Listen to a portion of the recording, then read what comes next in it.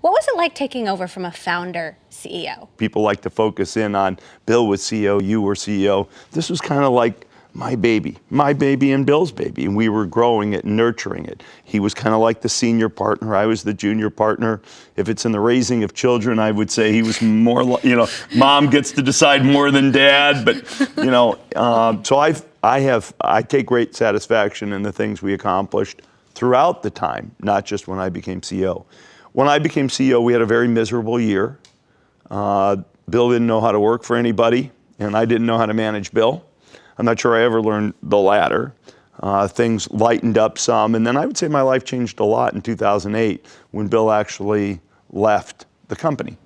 How so? At that, Bill had asked me, he said, look, I'm happy to help you in any way, but I don't want you to need me, so I can come and go if you want me, great, but I have another life. And in a sense, I finally felt like, okay, we're not partners anymore. I have to take accountability.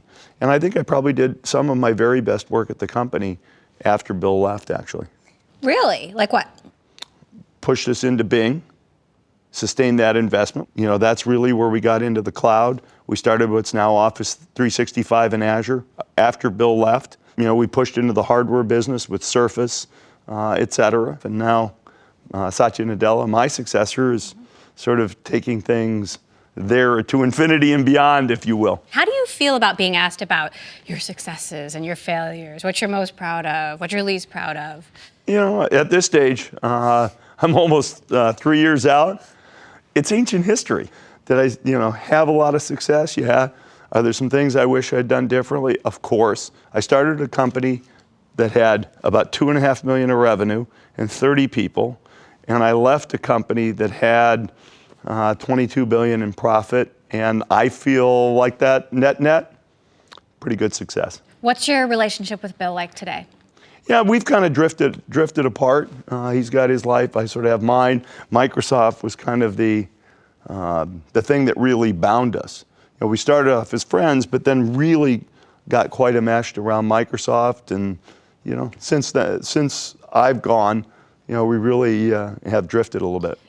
He wasn't happy about when you left suddenly, or, what really happened? Well, it was definitely not a simple thing for either one of us.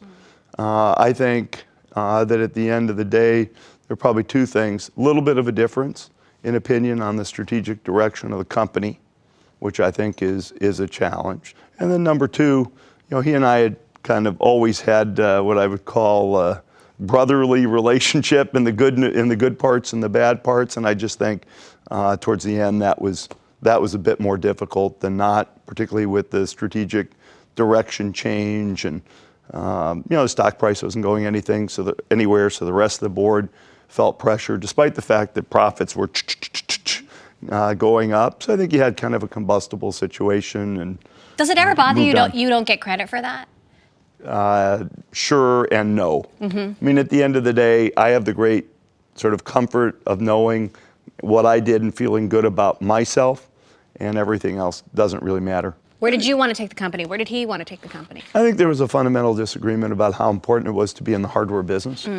I had pushed Surface. The board had been a little reluctant in supporting it, and then things came to a climax around what to do about the phone business. Satya Nadella was on stage recently where he said missing the mobile phone was one of the biggest mistakes in Microsoft's history. What would you have done differently? I would have moved into the hardware business faster and recognized that what we had in the PC, where there was a separation of chips, systems, and software, wasn't largely going to reproduce itself in the mobile world.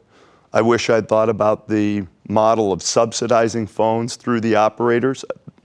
People like to point to this quote where I said iPhones will never sell. It was because the price of $600 or $700 was too high, and there was business model innovation by Apple to get it essentially built into the monthly cell phone bill. We should have been in the hardware business sooner in the phone case, and we were still suffering what I would call some of the effects of our Vista release of Windows, which sucked up a huge amount of resource for a much longer period of time than it should have, because we stumbled over it. And when you have a lot of your best engineers sort of in a sense being non-productive for a while, it really takes a toll. Would you have bought Nokia? I certainly wanted to buy Nokia. The board at first disagreed with that and then came back and said the company should go ahead, even though I had decided to leave. I think it was, if executed in a certain way, I think it made a lot of sense. A company chose to go another direction, and that's the decision the company made. Do you think they're wrong? I see the stock price flying sky high, and all you can say is that the market certainly agrees with the direction Satya's taking the company, and I'm super excited about that.